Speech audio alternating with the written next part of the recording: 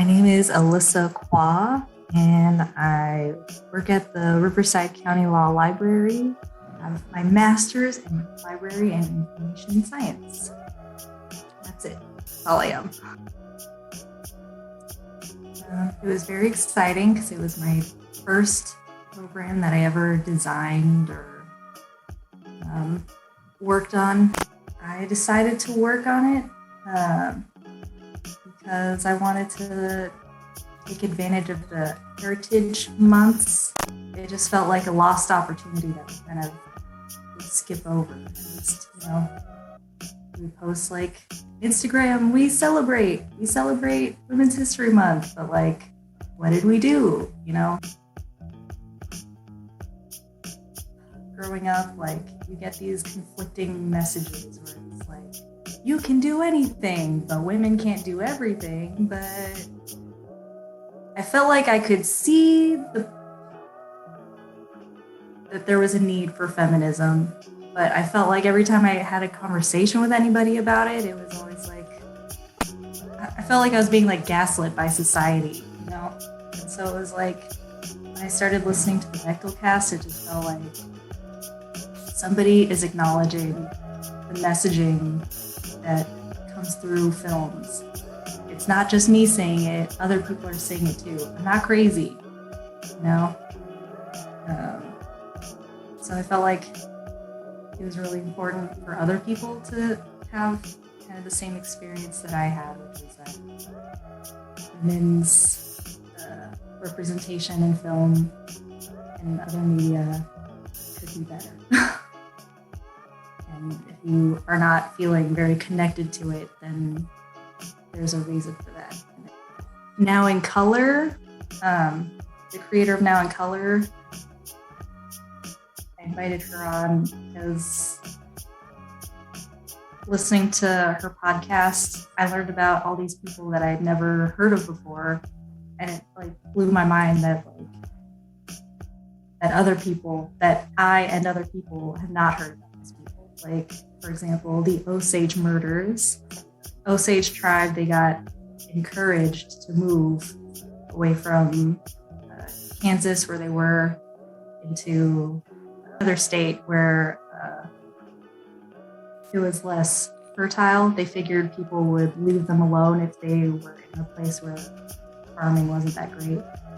And they ended up landing on oil. So they were one of the wealthiest nations per capita at the time. They were millionaires.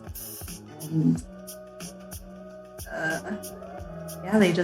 people found out that they could get their money, that it was like passed down through the family. So they tried to marry in and murder them.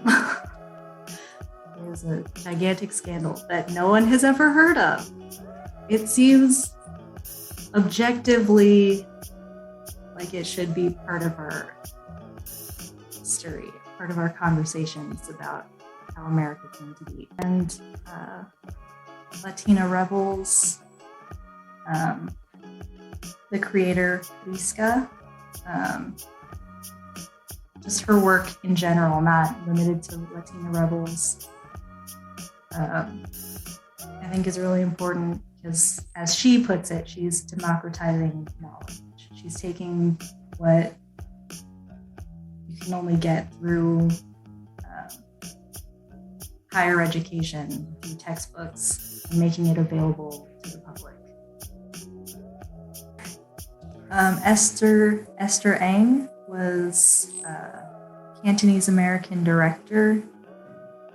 She's also known as Brother Ha, and she was an out lesbian. I actually haven't seen any of her films. I just have heard about her through a documentary called Golden Gate Girls. I also want to mention Alice Wu. So she was pretty much Esther Ang, but but I wanted to mention her because she was born the year that Esther Ang died. And she's also an Asian American director who is also an out lesbian. And so it feels like she, continued on with her legacy. Yeah, Alice Wu is probably most known for her movie The Half of It, but she also wrote Saving Face. She originally had a job working in, she was one of those Silicon Valley people, so she could have just been very successful, trucking along. But she followed her heart and she did what she felt like she had to do, and I think that's very brave. Libraries are having discussions about how to serve the people that they aren't currently serving. And they're, instead of just saying, wouldn't it be nice if we did that, they're kind of getting into more of the specifics about how they plan on doing that. They're talking about mapping, asset mapping outside of the traditional way of doing that. So it's not just museums. Museums aren't the only places where you can find culture, So it's just exciting that they're doing more listening, there's just an extra excitement about seeing what else is out there, expanding beyond what they've been doing. Book recommendations. Invisible Women. The Undocumented Americans. I really enjoyed that book a lot. The author's voice is just very modern, and it's not like a neutral view where it's like, this is the number of undocumented Americans and stats and things. It's not like they're heroes and they're all glorious angels who came and made the country a better, they're humans, and she humanizes them. My last book recommendation is America for Americans by Erica B.